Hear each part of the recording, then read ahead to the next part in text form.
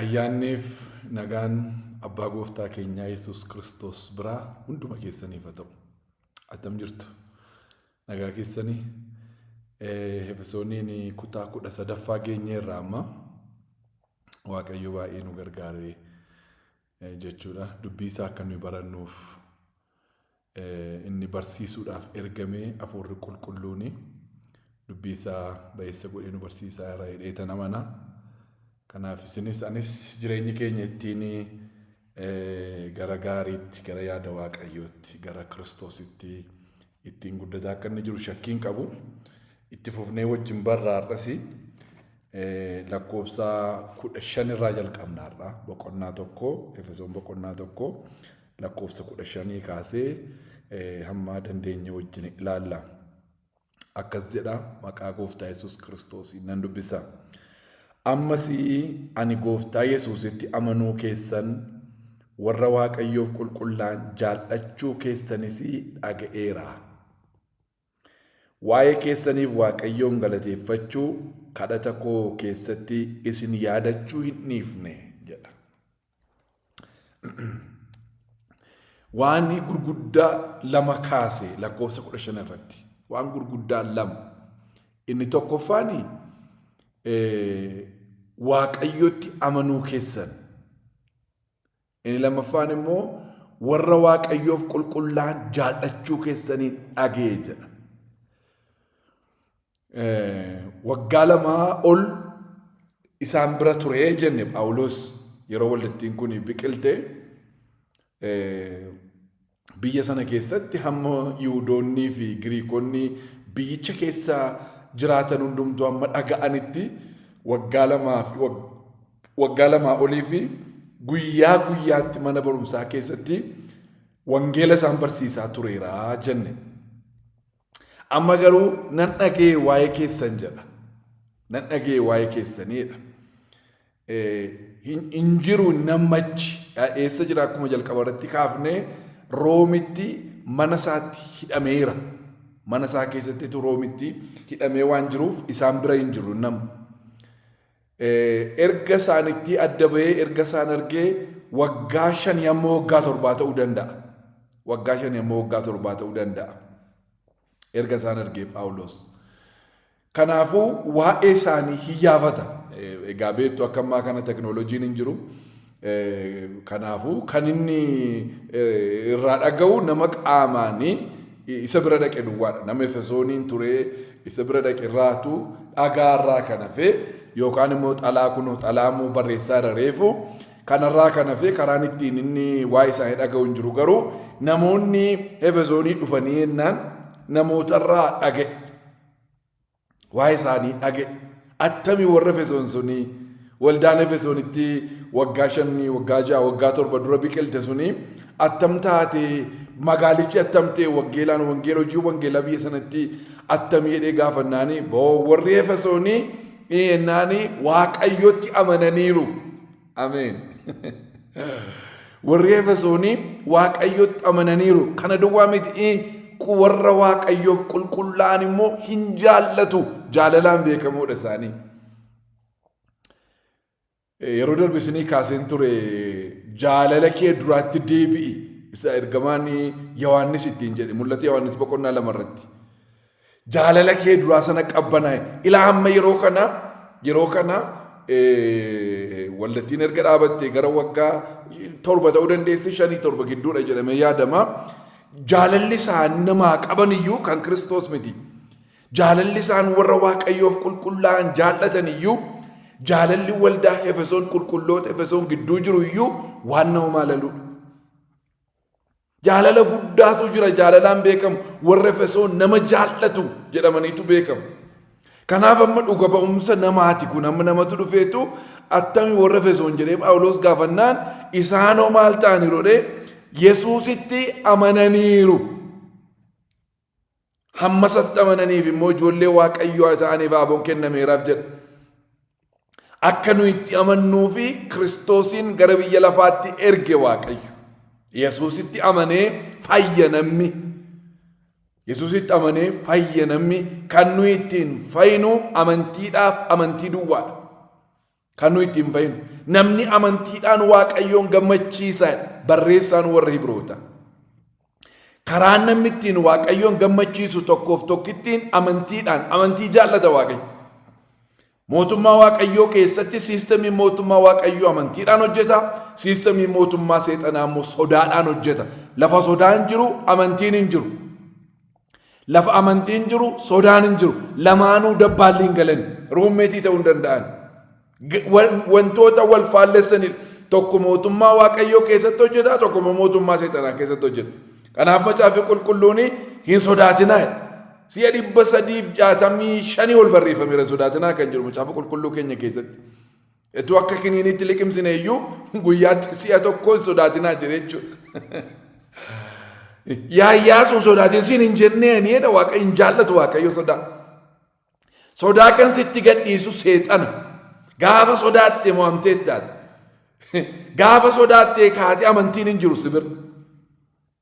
Sodaan jaallatu Waaqayyo maal jaallata amantii nama isatti amanu barbaada. Kanaaf iyyuu maal ta'aniiru warra Efesoonii Yesuusitti amananiiru warra Efesoon. Attamii warra Efesoon. Waaw isaanoo biizinasa jalqabanii sooromaniiru hin jennu. Isaanoo akkasumaan ijoolleen isaanii kolleejjii giraajuweetii godhaniiru hin jennu. Abaluu fuudhee abaluu heerumeera hin jennu. Abaluu ijoollee 8 godhateera hin jennu. Warri dhufanitti man. Maalimtu isin waa'ee nama yeroo rattan. Maayidhanii ennaani warra Efesoon attami. Warra Efesoonii Kiristoositti amananiiru. Amma namni Finfinnee kana turee amma gara Ameerikaa amma yoo deemte amma maal haasofta yoo naan jettan himatanii waaw biyyi jijjiirameera. Karaan ibsaa duwwaa ta'eera. Isinii galee muki iddoo hundumaatti dhaabateera.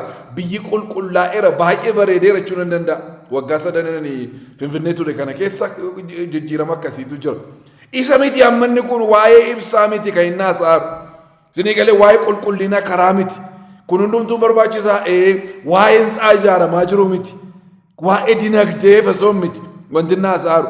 Naani attam warra Efesoonii Yesuusitti amananiiru. Haaleluyyaa. Wantati himattu inni guddaan kana. Wantati lakkaawwattu inni guddaan kana.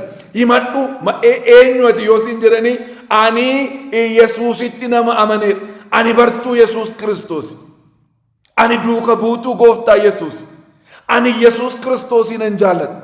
Ani hojjetaa isaati. Ani hidhata hojii Yesuus Kiristoos. Akkeedanii yeroo markabii Yoonaasii raafamte hamma qabeenyaa hundumaa qabeenya markabarraa yaadaagaa qabeenya gurguddaadha achirra kan jiru qabeenya hundumaa bishaanitti naqanii erga fixanii booddee waan gatan dhabanii maayinni maaluma rakkanne nuyi eenyuun nu keessaa yakkeedhani hixaa buufnaan hixaanii Yoonaasitti baafte. Yoonaas bira dhaqanii ati eenyu jedhaniin eenyu ati eessaa dhufteeti eessa dhaqaa jirteeti maal si'a tokkicha gaaffii hundumaatti gadhiisanii namichatti. Eenyu ati maqaan kee sanyiin kee maanni biyyi kee eessa immoo dhaqaa jirta maanni hojiin kee immoo jedhanii wal faana waan hundumaa isaatti tarreessinaan tokkitti deebisanii ennaani ani isa waaqaaf lafa uumee waaqayyoonanii waaqessaan jedhe. Haaleluyyaa. An sanyiin koo Yihudiidhaan jedhe. An raajiidhaan jedhe. Isinii galee an raajiidhaan jedhe. Ani biyya akkasiin dhaqaa jiraan jedhe. Biyya dhufe isin himannee biyya dhaqaa jiru isin himannee waan biraas hin maalneeti ati kan hundumaa gaafannaa ani endaan isa waaqaaf lafa uumen waaqessaan jedhe. Haaleluyyaa. Hammam yoo didee deemaa irra ta'e illee baqqaan eenyummaan koo isa yoon balleessees yoon dogoggores yoon karaarraa ceesee waaqayyoon baqadheen deemaa jira yoon ta'e iyyuu ani isa waaqaaf lafa uume waaqayyoonani waaqessaan. Himadhu yoo siin jedhan kana sanyii qabdaa qabaan sanyiin koo Oromoo baay'een itti proud ta'a. Garuu inni himadhu Oromummaa kootu hin taane Yesuusummaa koo Yesuusiin qabaachuu koo. Yesuusiin baadhee deemuu koo Yesuus na keessa jiraachuusaa mucaasaa ta'uu koo isaan bitamuusaa kansaa ta'uu koo. Kansaa ta'uu Yesuusitti namanaan warra Efesoonii attami warra Efesoon jennaan daldalli guddateera, biyyi jijjiirameera, waldaa guddaa jaarrataniiru, kiiboordii bitataniiru, kwaayiriin sadii ta'eera miti. Warra Efesoon Waaqayyotti amananiiru. Haaleluyyaa. Warra Efesoon Waaqayyotti amananiiru. Himannaa kee siif haa ta'u Yesuus. Himannaa kee himadhu yoo siin jedhanii ani kan Yesuus. Lakkaawwadhu yoo siin jedhanii abbaan koo isa. Lakkaawwadhu yoo siin jedhanii maal qabdaati yoo siin jedhanii ani moo Yesuus Kiristoosiin an qabaan. Haaleluyyaa. Yesuus Kiristoosiin an qabaan. Wantati lakkaawwattusaa, wantati mattusaa, wantati ittiin of jejju isa. Macaafii akka hedhu macaafii of hin jejjinaan jedhu baay'isee wayi macaafii. Of hin jejjinaan jedhu. Namoof jeju yoo jiraat. Namoof jeju yoo jiraat. Yesuus Kiristoosiin of ajaju. Bifaan of hin jejamu attamitti bifaan of jejju boroon jiru. Dargaggummaadhaan of hin jejamu attamitti of jejju. Humnaan of hin jejamu attamitti of jejju boroon dadhabda. Aangoodhaan of hin jejamu attamitti of jejja boroon raabuuta. Qabeenyaan of hin jejamu attamitti of jejja boroo sirkaa deema. Kan kee miti dhaabbataa o sirkatti nafuuti.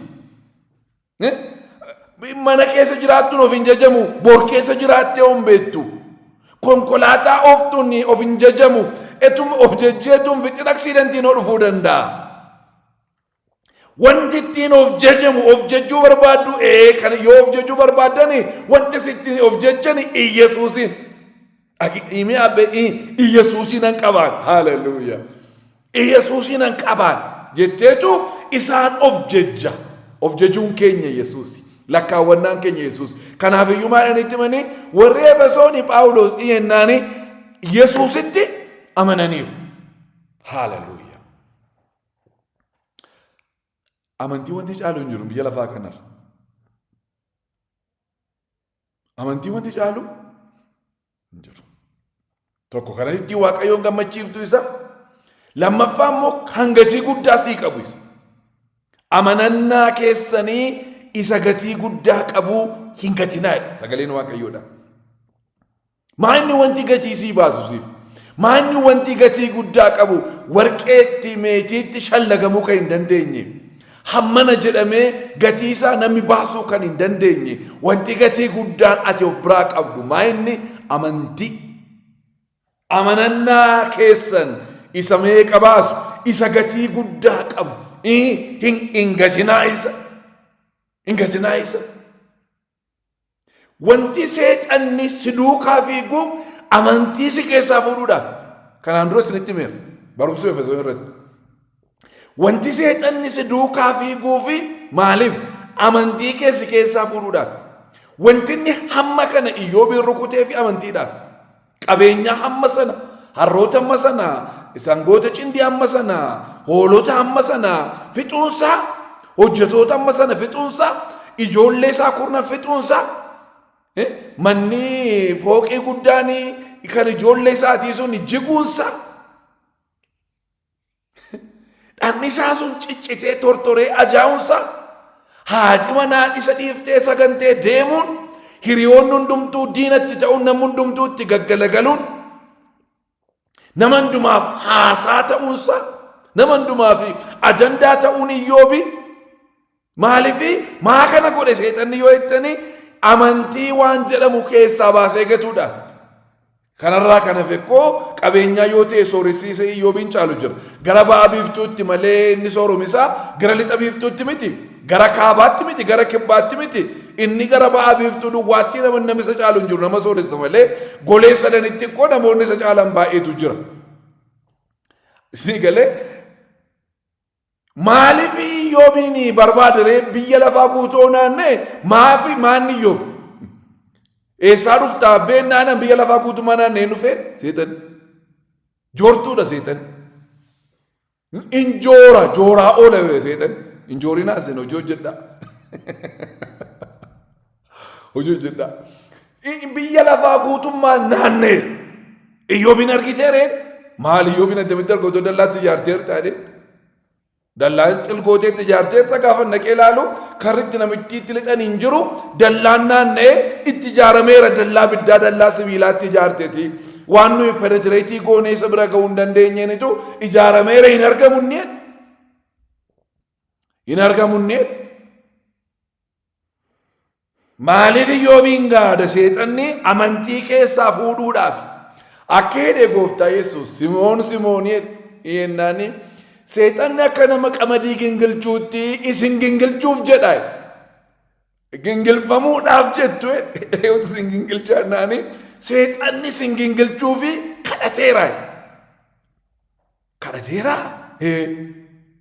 seexanni moo hin kadhatachuudhaan seexanni waa'ee kee mee nan gingilchaa kana de amma kadhachuu hin danda'u baay'isoo wayii dhiigaa erga dhiigi gooftaa keenya Yesuus Kiristoos dhangala'ee booddee gara samii isa sadaffaa sanatti ol ba'ee kadhachuu hin danda'u aksesii achiin qabu amma akkasa bara Iyyoob isa Waaqayyo bira dhaqanii haasa'anii Waaqa hin jiru hin danda'amu nama dhiigi Yesuus Kiristoos maal godheera cufeera isa diinni amma mo'ameera diinni miilla Yesuus Kiristoos jalatti waan kufeefi siin mormaa siin lolaa si liqimsuu barbaadaa macaafannutti mayis nama liqimsuu barbaadaa naannaa yeroo hundumaasitti naannaasa'u garuu kana naa kennime jedheen kadhatu waa'ee kee kana naa kennime jedhee kadhachuu hin danda'u amma garuu gaafa yeroo sanaa dhiigin dhangalaane waan ta'eef bartoota nan gingilchaa jedhee Waaqayyoon kadhate mee nan gingilcha jedhattiin kuni ofumaa koffittee deemti malee hin qabdu amantii nan gingilchaa jedhe nan gingilchaa amma waggaa 3 guutuu halkanii guyyaa Yesuus Kiristoos duukaa deemu isaa wajjin nyaatu isaa wajjin dhuguu tajaajila iyyuu jalqabaniiru seexana iyyuu baasaniiru nan gingilchaa amantii jarattii kanatti kennee jedhee Waaqayyoon kadhate innaan akka jedhe Yesuus seexanni kadhateera waa'ee keessanii maal jedhee innaan nan gingilcha jarattii kanatti kennee jedhe amantii isheen ilaale eeshi anis isiniin kadhadhee jedhe Yesuus immoo maqaan isaa haa eebbifamu. Jarattiin kun yoo gingilfamte irraa naftu garuu amantiin isaanii iddoodhaa kan buqqaane jedhee tan isinii kadhadhe isa kan biraa isinii hin gaafanne maalan isinii gaafadhe amantiin keessan akka isheen iddoodhaan sochooneen isinii kadhadhe yaa Simoon kanaafiyyuu yeroo deebitu hin deebitachuu isaatiin hin gingilfamta isa booddeen kufta hin kaataa hin dhuftaa amantiin kee iddoo seettafteetti hin deebita yeroo deebitu immoo ittiin jedhe yeroo deebitu maqaan isaa bara baraan kan eebbifame haa ta'u abdii namarratti hin kunne amantiin kee jiraatennaan wanta kan biraatti yoo bu'e iyyuu seexaniin deebista tokko akka inni ittiin buune goota amantiidha waan ta'eef lammaffaa immoo yootti si jalaa bu'e iyyuu boojuun kee wal guuree deebi'ee akka inni dhufu fayyaan kee nagaan kee boqonnaan kee gammachuun kee hundisaa iddootti akka inni deebi'u gochuu hin dandeessa yoo maal jiraate yoo amantiin jiraate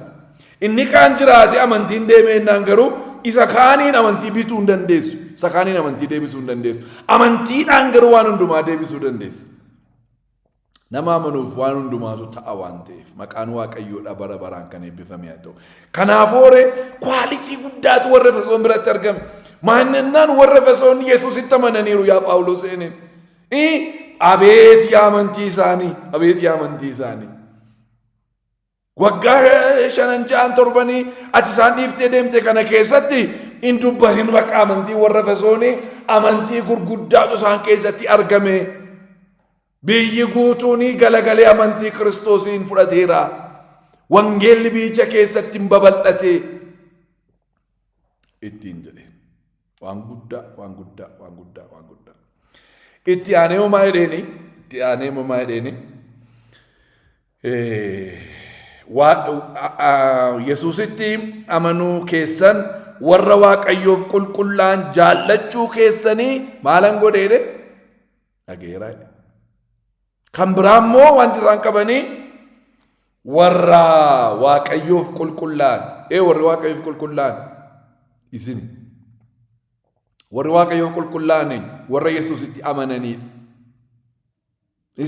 isaaniin immoo maal godhu hin jaallatu abboommi inni tokkoffaanidha macaafee qulqulluun kakuun haaraan keenya keessa kan wangeelli keenya kan nutti himu abboommi inni jalqabaa Waaqayyoon Waaqa kee humna kee guutuu yaada kee guutuu garaa kee guutuu jaalladhuudha abboommiin kurnanii yeroo cuunfamuu waan lamatti gargar ba'e abboommiin kurnan cuunfamee waan lamatti gargar ba'e inni tokko waaqayyoon waaqa kee humna kee guutuu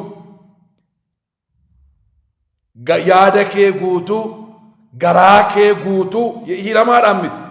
Yaada hiramaan barbaadu waaqayyo, garaa hiramaan barbaadu waaqayyo, humna hiramaan barbaadu waaqayyo, humna kee guutuu, yaada kee guutuu, garaa kee guutuu jaalladhuun eenyuun waaqayyoon waaqa kee jaalladhuun. Inni lammaffaan immoo hiriyaa kee immoo akka mataa keetti jaalladhu. Of jaallattaa jechuudha jalqaba. Akkasa of jaallatteetti kanatti nama jaallattu. Akkasa of jaallatte nama of hin jaallanne waaqas jaallachuu hin danda'u. Nama of hin jaallanne namas jaallachuu hin danda'u. Akkasitti nama kan biraa jaallattu akka ofii kee jaallattutti. Akka ofii kee jaallattutti. Kanaafuu warra Efesoon maal ta'an? Warra waaqayyoof qulqullaan maal godhaniiru? Jaallataniiru. Hin jaallatu. Akka ofii isaanii jaallataniittitu warra wajjiniin waaqessan, warra kan Kiristoos ta'an, warra waaqayyoof qulqullaan hin jaallatu. Jaalalli guddaan isaan gidduu jira. Amala jaalalaa Phaawulos warra Qorontosiif barreesseera. Amala jaalalaa dhaxxanii iddoo sanaa ilaaluu dandeessu. Jaalala yeroo innu jaalalli maal akka ta'e iddoo sanatti bayeessa godhee dubbata. Jaalalli ni naafu, jaalalli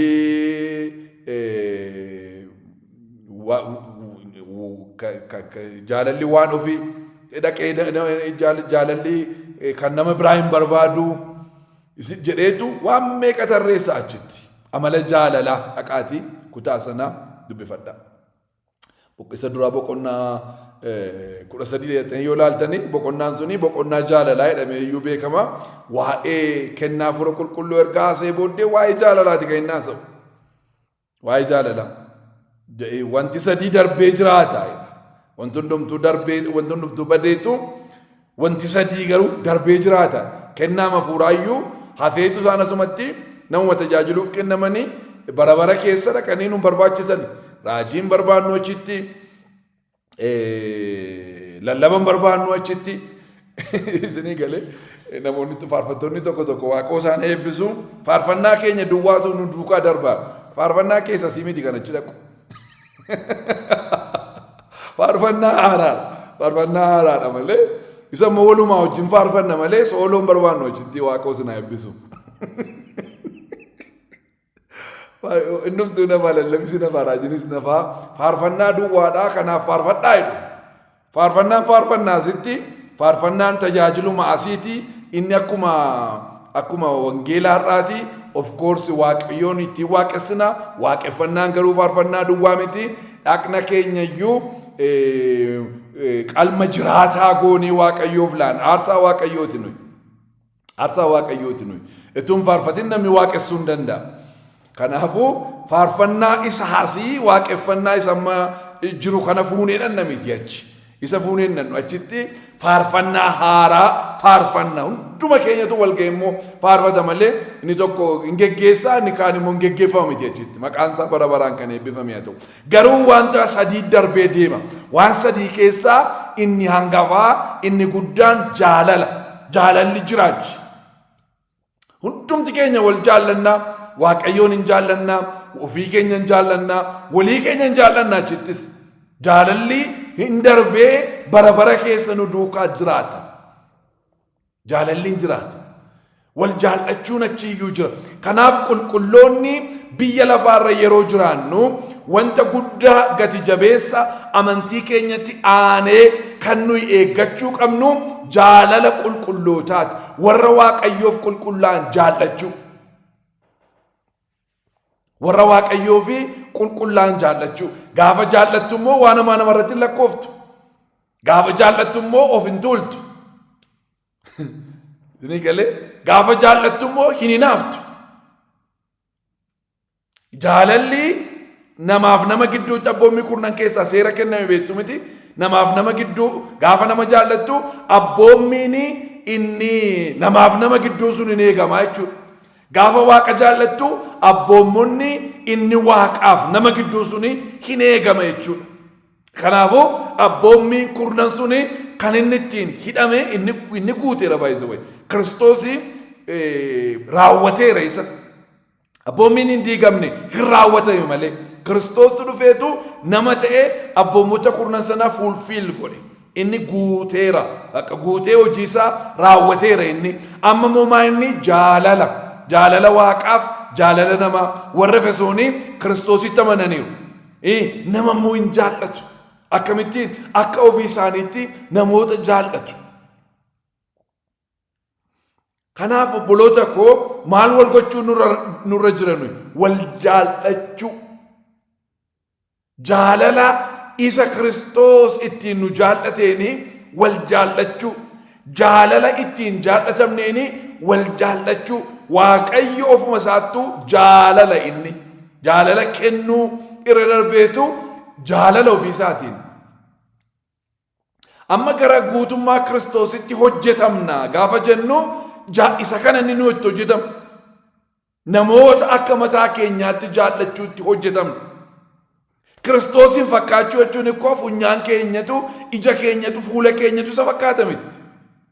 Kiristoosin fakkaachuu jechuun hojjaadhaan isaan qixxaanna miti. Amma qixxee Kiristoositti guddannaa yeroo inni akka inni nama jaallatutti nama jaallannaa jechuudha. Akka inni nama simatetti wal simannaa jechuudha.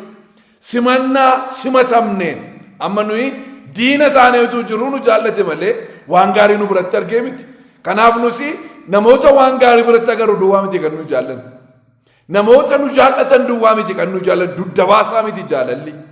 Namoota nu jaallatan duwwaa miti kan nu jaallannu. Warra diina nutti ta'anis, warra nu jaallannes, warra maqaa keenya balleessanis, warra kiyyoo nu jala kaa'anis, warra kufaatii keenya, salphina keenya, yeelloo keenya, badiisa keenya, kisaaraa keenya, warra eeganis, warra muunuun jedhanis.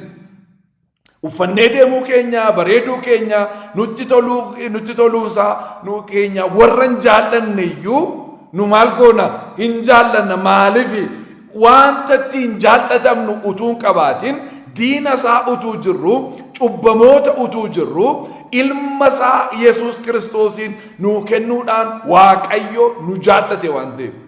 Yesuus Kiristoosis lubbuu isaa nu kennuudhaan annan du'a qooda ishee, annan du'a qooda isaa isatu balleesse, isatu yakke, du'i isaaf mala ture. Du'i isaaf mala ture. Gatiin cubbuudhaa du'a. Yakkiteetti yakkeera, cubbamaadha, cubbamtuudha, balleessaniiru. Du'i isaanitti faradameera. Dhaqeen du'aafan maaliif nan jaalladhaan? Nan jaalladhaan. Sababa si jaallatu duwwaadhaaf waaqarraa gadi bu'e Yesuus. Gad bu'ee lubbuu isaa sii kenna. Kan kee du'a keetti darbe, du'a kee sii du'e, salphina kee sii salphate, dhiphina kee sii salphate, dhiphina kee sii dhiphate. Waan sii mala turetu abbaa murteetiin sitti murtaa'ee akka hojii keetti argachuun waan sirra turetu, argachuun waan narra turetu shabballeessa. Firdiin kun qajeelaadha, du'i immoo hin malaaf. Waaqayyo firdiin isaa qajeelaadha. Firdiin Waaqayyo farade kuni qajeela, kaffeedhaaf dhuguma du'i malaaf. Sirriidha kun. Ani garuu nan du'aaf qooda isaa hidhee dhufe, maqaan isaa bara baraan kan eebbifame haa ta'u. Ani qooda ishee kana nan du'aaf, kun sirriidha. Wanti jara kanatti faradame cubbuu hojjetaniiru, yakkaniiru. Cubbamoota ta'anii dhalatani, abbaadhaaf haadharraa cubbuu dhaalani. Jarri kun cubbamoota. Du'an malaaf ani immoo dhaqeetan du'a. Isa booddee an jireenya isaanii fudhadha, isaanii jireenya koo fudhatanii. Isaaniif qajeelummaan koo lakkaa'amuuf. An qajeelaadha, cubbuun na bira hin jiru, mudaan na bira hin jiru, dogoggorri na bira hin jiru, hin yakkine ani, hin balleessine ani. Ani Waaqayyo jireenyi qulqulluun qabaan, jireenyi nan kootii isaan kana halakkaa'amu. Inni kan isaanii immoo narratti ta'u. Du'a sanaa nan du'aafan. Namni hundinuu du'urraa andu'uufinaa wayyaa jedheetu sababa si jaallatuufi Iyesuus Kiristoosii gara biyya lafaa dhufee waggaa 2000 dura si fannifamee dhiiga isaa si dhangalaasee fannoo irratti du'ee fannoo irraa gadi buusanii awwaalanii guyyaa 3 booddee du'a keessaa ka'ee guyyaa 40 booddee gara mirga Waaqayyootti ol ba'ee mirga Waaqayyoo jira amma mirga Waaqayyooti wabii qabdaati. Nama gatii sii baasee edaan tokkoyyuu irran jiru ishee irran jiru dhiiga isaa qulqulluu miiceessi qulqulleessee addaam keessaa si baasee of keessa si kaawwatee si keessa nama jirutu jira. Iyesuus jedhamu maqaan isaa maaliif kan hundumaa sii godhe? Si jaallata. Amma gaa ergaan keenya maayinni akkan isin jaalladhetti wal jaalladhaa. Waldaa kiristiyaanaa keessaa wal jaallachuun jiraachuutu irra jira. Doctriniidhaan wal adda baafnee kun maqaan Yesuusii kun mul'oongeeliidha kun masarata Kiristoosii kun akkasii etu hin taane Kiristoositti kan taane hundi keenya Kiristoositti kan taane hundi keenya wal jaallachuutu nurra jira.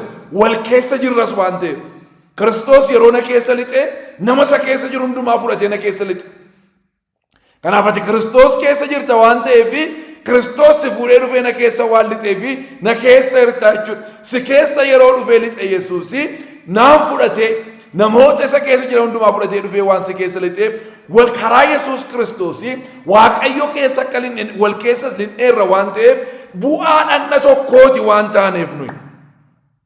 Mataan Yesuusii nummoo bu'aa dhannaati. Harkiif miilli wal jibbuu hin danda'an. Sombiif kaleen wal jibbuu hin danda'an. Isin galee namoota gargar ba'uu danda'an miti nuyi. Dhanna tokko taane. Iyesuus muka wayiniitii nummoo damoota. Mukicha irrattis qabamnee jirra. Maaltu damoonni anis dame atis dame. Muka tokkorra jirra. Dhanna tokkorra jirra. Hafuura tokkorraa dhugne. Gooftaa tokkotti amanna. Waaqayyo tokkotti amanna. Biyya tokkotti galuudhaaf deemaa jirra. Dhannee bara baraan walii wajjiniin jiraanna. Kanaafuu aniifate wal jibbuu hin dandeenyu. Wal jibbuu miti wal jaallachuutu nurra jira. Wal jibbuu dhiisuun ga'aa miti. Wal jibbuu dhiisuu jechuun wal jaallataa yeroo jechuu miti. Jaalala Kiristoosii nu jaallateeni warri Waaqayyoof qulqullaa'anii wal jaallachuutu isaanirra jira. Wal jaallachuutu nurra jira. Eenyummaan keenya kan inni nu ittiin beekamu intiniidhaan jaalalaan paaspoortii keenyan waraqaa eenyummaa keenyaatiin ID kaardii keenyaa jechuudha. Maaltu jaalalli. Jaalalli. Nama hundumaa jaalladha. Nama hundumaa jaalladha. Maatii kee jaalladhu. Maatii kee ishee xinnoorraa immoo waldaa keessatti waaqessitu. Isarraa immoo amantoota hundumaa. Isarraa immoo biyya lafaa guutummaa nama hundumaa. Nama jibbituu qabaachuun sirra hin jiru. Nama jaalladhaaf yeroo ta'u. Bizinesi Waaqayyoodhaa namaaf nama. Nama immoo laallee isa baratee isa sirriitti uffatu, isa qabeenyaa qabu, isa nutti aanu, isa waan gaarii nuu yaadu miti. Kun hundumtu barbaachisaadha. Garuu nama hundumaa Yesuus nama hundumaa jaallate. Yesuus nama hundumaa jaallate. Kanaafuu nama hundumaa jaallachuutu nurra jira. Akkamitti akka ofii keenyaatti akka ofii keenya jaallannutti namoota jaallachuutu nurraa eegama. Warri Efesoonii waan gurguddaa lamatu Phaawulos ergamaan waa'ee isaanii dubbate. Maal godhan jedhee Kiristoositti amananiiru warra Waaqayyoof qulqullaa'an immoo jaallachuu keessanii dhageeran. Waa'ee keessaniifis Waaqayyoon galateeffachuu kadhata koo keessattis isin yaadachuu hin dhiifne jedhe. Waa'ee keessaniif Waaqayyoon galateeffachuu Yaa Waaqayyoo waa'ee warra Efesooniif galanni siif haa ta'u. Sitti amanuu biraan waan isaan geesseef, jaalala qulqullootaadhaa waan isaanii laatteef, galanniif ulfinni bara baraan teessoo keeratti siif haa ta'u jedhee waa'ee keessaniif Waaqayyoon galateeffachuu hin dhiifne. Waa'ee walii keenyaa Waaqayyoon galateeffachuutu nurra jira.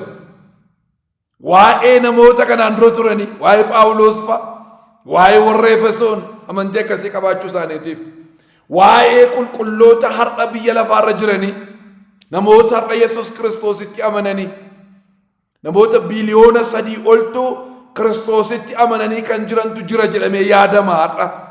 Walakkaadhaa gadee jechuudha ni wayis. Kanaaf ganaa wangeeliin hojjetamne jechuudha.